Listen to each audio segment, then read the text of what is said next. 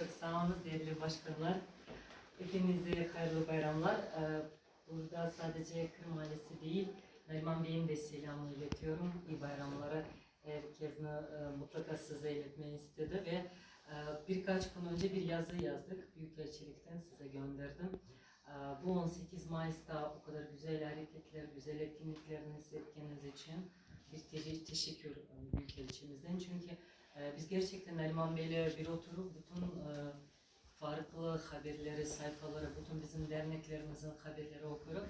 Gerçekten çok gurur duyduk. Çünkü bilgenime göre her sene de bakıyoruz. Bu sene daha çok derneklerimiz, daha çok hareketi, daha çok etkinlikler vardı. Hem de belediyelerden birlikte, farklı oradaki siyasetçilerden birlikte güzel güzel bir etkinlikler yapıldı. O da bizim gücümüzü gösteriyor.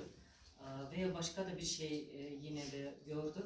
Sadece bizim derneklerimiz değil, sonra da çok siyasetçiler Cumhurbaşkanı'ndan başlayıp herkes 18 Mayıs'a bir ifade yazmışlar.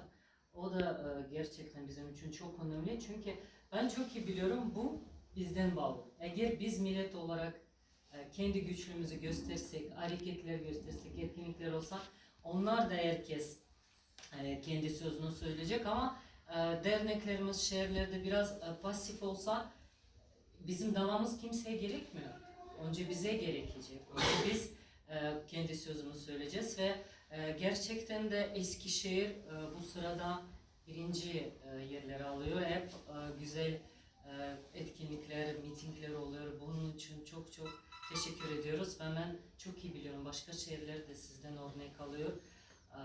Bu kadar yardımlarınız, her şey için, milletimizin yanınızda olduğunuz için çok çok teşekkürler.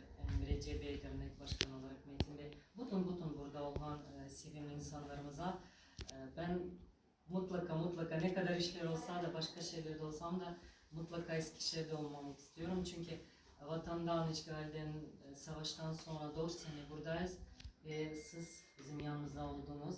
Ve tabii ki ben de artık Eskişehir'i ikinci vatan gibi görüyorum. Bu sıcaklık için çok çok teşekkürler. Allah razı olsun. Yapkan dualarınızı, keskin kurbanlarınızı Allah kabul etsin. Çok sağ olun.